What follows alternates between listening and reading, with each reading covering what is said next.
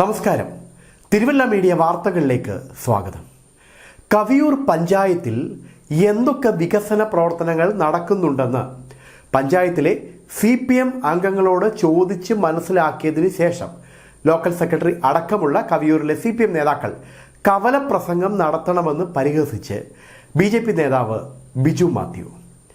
BJP Kaviyoor panchayat committee സംഘടിപ്പിച്ച രാഷ്ട്രീയ വിശദീകരണ യോഗം ഉദ്ഘാടനം ചെയ്ത് സംസാരിക്കുകയായിരുന്നു അദ്ദേഹം. ഏറ്റവും ബഹുമാനമുള്ള ഈ രാഷ്ട്രീയ വിശദീകരണ യോഗത്തിന്റെ അധ്യക്ഷൻ BJPയുടെ പഞ്ചായത്ത് പ്രസിഡന്റ്, ഏറ്റവും സഹോദരതുല്യം സ്നേഹിക്കുന്ന ടിറ്റു തോമസ്,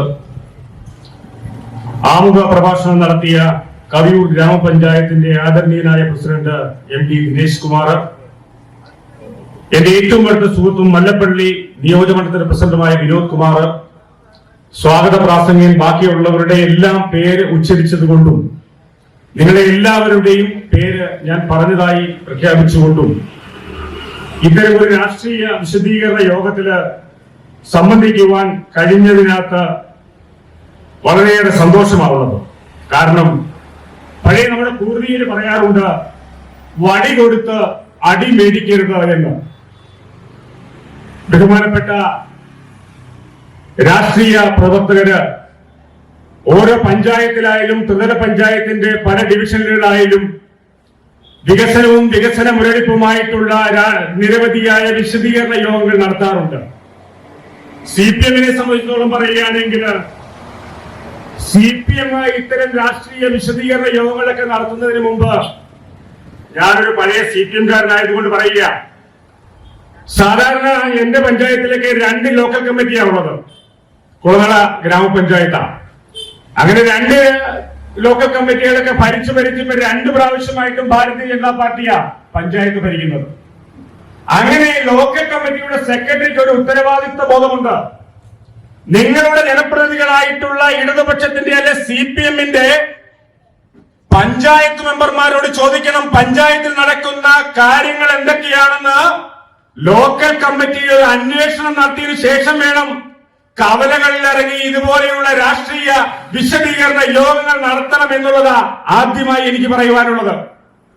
ഞാൻ ചായ കുടിക്കാൻ പോയപ്പോൾ പഴയകാല CPM പ്രവർത്തകൻ പറഞ്ഞു, അന്നത്തെ CPM അല്ല ഇന്നത്തെ CPM എന്ന്. അത് വളരെ യാഥാർത്ഥ്യമാണ്. പഴയ CPMല് ലോക്കൽ കമ്മിറ്റിയിലും ബ്രാഞ്ച് കമ്മിറ്റിയിലും ഏരിയ കമ്മിറ്റികളിലൊക്കെ ചർച്ചകൾ നടക്കും.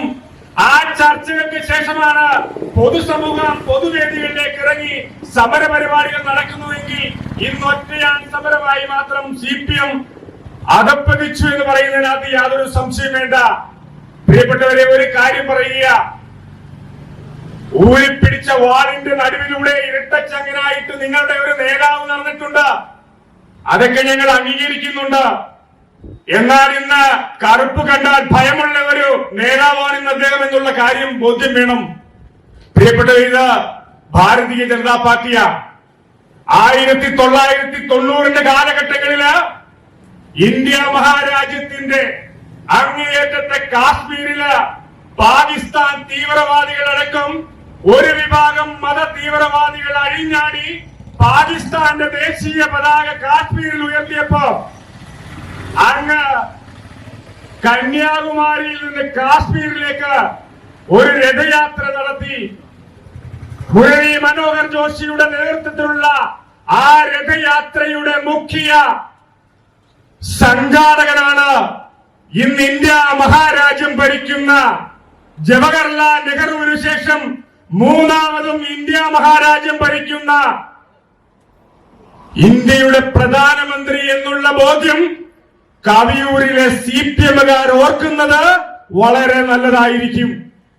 അങ്ങ് കാശ്മീരിലെ ത്രിവർണ്ണ പതാക ഉയർത്തുവാൻ അമ്മയുടെ മുലപ്പാല് കഴിച്ച് ആരെങ്കിലും ഉണ്ടെങ്കിൽ വരണമെന്ന് തീവ്രവാദികൾ വെല്ലുവിളിച്ചപ്പോൾ ആ വെല്ലുവിളിയെ സ്വീകരിച്ച നേതാവാണ് സാക്ഷാൽ നരേന്ദ്രമോദി.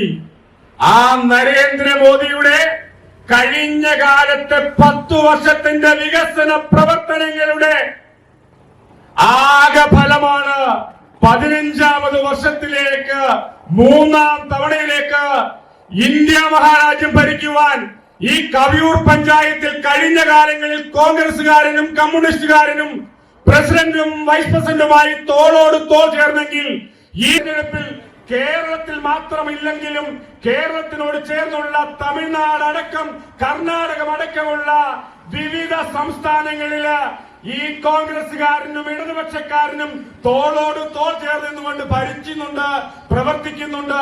ആ മുന്നണിയ ഇന്ത്യ മുന്നണി. News desk Thiruvalla media.